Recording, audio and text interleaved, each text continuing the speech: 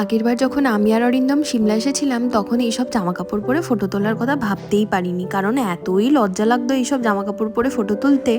কিন্তু এবারে যেহেতু ছোট্টটাকেও নিয়ে এসেছি, তাই ওর সাথে সাথে আমাদের নিজেদেরকেও একটু আপ টু ডেট করতে হয়েছে আর কি।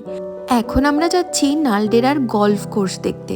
চারিদিকে পাইন আর ওকের বন, পাশে দেখো ভয়ানক খাতটা, আর রাস্তাগুলো একদম সরু সরু। ঘোড়াগুলো যেভাবে যাচ্ছিল দেখেই আমার ভয় লাগছিল। চলে এসেছি গলফ কোর্সের কাছে। এই যে ঘেরা জায়গাটা দেখা যাচ্ছে, এটাই হচ্ছে নালডেরার গলফ কোর্স। এখানে ঢুকতে কোনো ফি লাগে না, তাই আমরা ঢুকবো। তার আগে দাদা বলল যে দূরে যে পাহাড়টা দেখা যাচ্ছে ওর পিছনেই চায়না বর্ডার রয়েছে।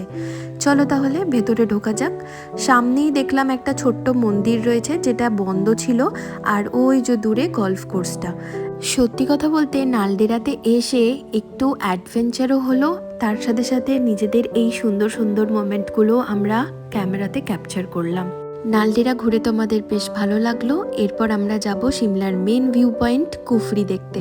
দেখা হচ্ছে নেক্সট মিনি ব্লগে। টাটা।